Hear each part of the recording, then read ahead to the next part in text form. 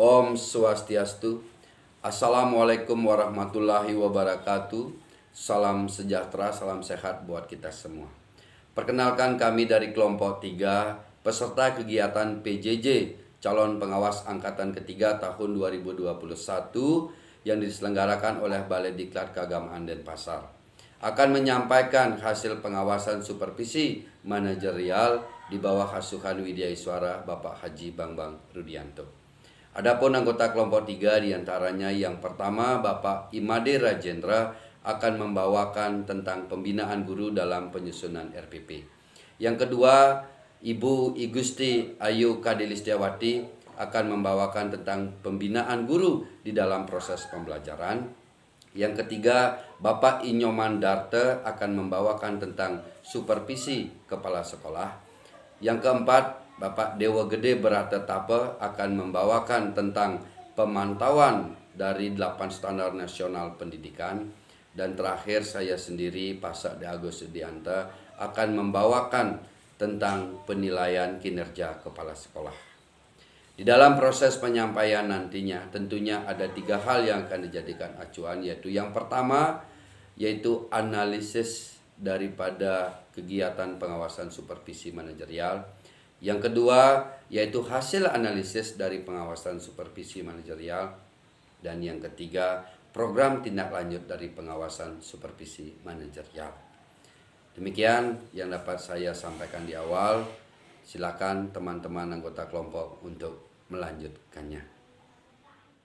Pembinaan guru dalam penyusunan RPP menggunakan instrumen penilaian yang meliputi 5 aspek, diantaranya 1. Tujuan pembelajaran atau indikator hasil belajar. 2. Bahan atau materi ajar. Yang ketiga, strategi pembelajaran. 4. Media dan sumber belajar. Yang kelima, penilaian. Masing-masing aspek tersebut terdiri atas 4 indikator, sehingga skor maksimal yang didapat dari penilaian adalah maksimal 20.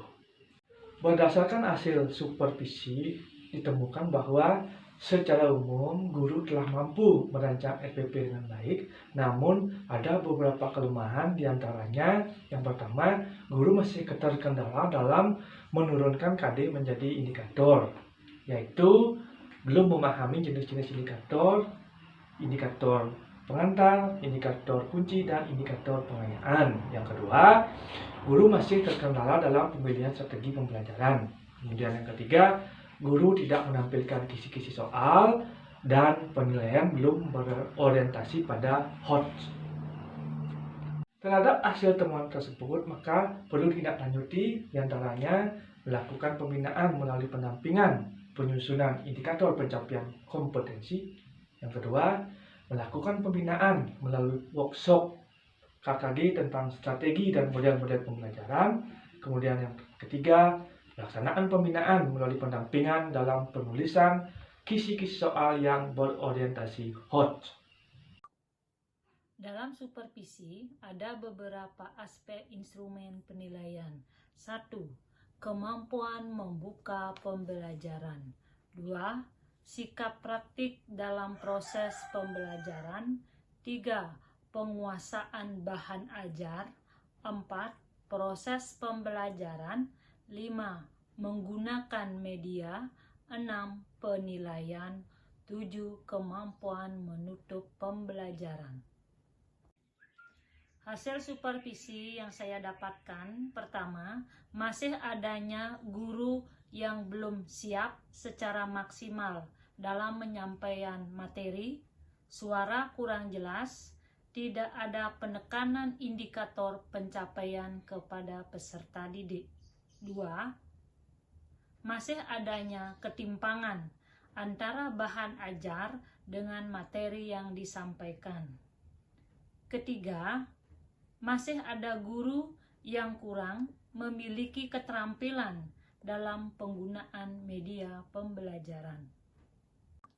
Dari hasil supervisi, tindak lanjut yang diharapkan yang pertama, mengadakan pembinaan dan pendampingan.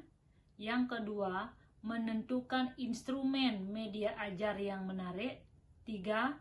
Mengingatkan guru untuk selalu membuka dan menutup pembelajaran dengan mereview kembali pembelajaran serta memberikan reward dan punishment.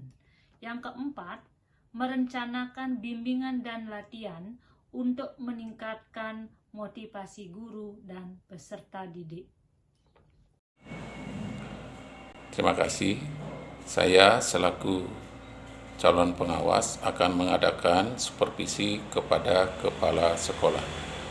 Supervisi secara etimologi berasal dari dua kata, yaitu super dan visi, yang mengandung arti melihat, meninjau dari atas atau yang menilik dan menilai dari atas yang dilakukan oleh pihak atasan terhadap aktivitas, kreativitas, kinerja bawahannya. Dalam pelaksanaan supervisi ini, di mana para kepala sekolah sudah tentu membuat visi dan misi yang mudah dipahami, yang nantinya akan disosialisasikan kepada warga sekolah. Setelah dilakukan supervisi kepada kepala sekolah, ditemukan hambatan-hambatan seperti kepala sekolah belum 100% dalam menerapkan visi dan misi. Kedua, kekurangan pelaksanaan workshop seperti pembuatan PTK. Dalam pelaksanaan RKJM, RKS, RKT belum dilaksanakan sesuai program. Karena kekurangan guru dalam pembagian tugas, maka tidak maksimal dalam menjalankan tupoksinya. Kepala sekolah jarang melakukan supervisi atau kunjungan ke kelas. Solusinya adalah lebih sering melakukan kunjungan serta melakukan supervisi ke sekolah serta dilakukan tindak lanjut. Terima kasih. Terima kasih. Dalam kesempatan ini saya akan menjelaskan tentang supervisi manajerial 8 standar pendidikan. Supervisi manajerial menitik beratkan pada pengamatan terhadap aspek-aspek pengelolaan dan administrasi sekolah. Kepala sekolah di dalam melaksanakan pengelolaan sekolah harus melaksanakan 8 standar pendidikan sesuai dengan PP nomor 19/2005. Sedangkan pengawas harus melakukan supervisi pengawasan terhadap keterlaksanaan daripada 8 standar pendidikan tersebut. Sehingga setelah pengawas mengadakan monitoring, ternyata ada permasalahan atau kelemahan di dalam pelaksanaan 8 standar itu, yaitu terutama di bidang tenaga kependidikannya.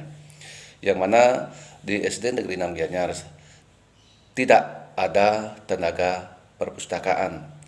Oleh karena itu, pengawas memberikan bimbingan individual agar kepala sekolah melakukan pengembangan kemitraan dengan komite sekolah dalam hal pengadaan dan pembiayaan perpustakaan. Kemudian mengembangkan kemitraan dengan dinas terkait, yaitu dinas perpustakaan, untuk mohon tenaga pembina tenaga perpustakaan di sekolah, sehingga nantinya tenaga perpustakaan mampu melaksanakan tugasnya dengan baik dan proses pembelajaran bisa berlangsung dengan baik, terutama di bidang literasi membacanya. Demikian dapat saya jelaskan. Saya ucapkan terima kasih. Instrumen 5, penilaian kinerja kepala sekolah. Dalam penilaian kinerja kepala sekolah, analisa yang dilakukan dalam kaitan pengawasan supervisi manajerial yaitu terdiri dari 6 aspek. Yang pertama, kompetensi sosial. Yang kedua, kompetensi kepemimpinan pembelajaran. Yang ketiga, pengembangan sekolah. Yang keempat, manajemen sumber daya. Yang kelima, kewirausahaan. Dan yang terakhir, keenam, yaitu supervisi pembelajaran. Dari keenam aspek yang diawasi, hasil analisa daripada pengawasan supervisi manajerial sebagai berikut. Kompetensi sosial yang terdiri dari 7 aspek, yaitu sudah berada pada nilai baik. Kompetensi kepemimpinan pembelajaran yang terdiri dari 10 aspek sudah berada pada nilai baik. Yang ketiga, pengembangan sekolah yang terdiri dari 7 aspek juga sudah berada nilai baik. Keempat, manajemen sumber daya yang terdiri dari 8 aspek juga sudah berada nilai yang baik. Yang kelima, kewirausahaan terdiri dari 5 aspek. dan juga terakhir yaitu supervisi pembelajaran yang terdiri dari 3 aspek, sama-sama berada nilai yang baik.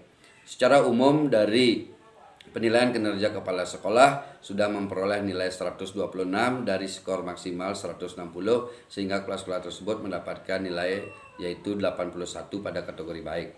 Namun di dalam proses penilaian tersebut ada beberapa hal yang perlu ditingkatkan sebagai program tindak lanjut, yaitu ada 3: pengembangan sekolah, manajemen sumber daya, kewirausahaan itu perlu ditingkatkan. Tentunya di dalam proses peningkatan itu dapat dilakukan pada kegiatan kelompok kerja kepala sekolah ataupun juga musyawarah kelompok kerja kepala sekolah melalui kegiatan pembimbingan dan juga latihan sehingga hasil yang dicapai dapat lebih maksimal.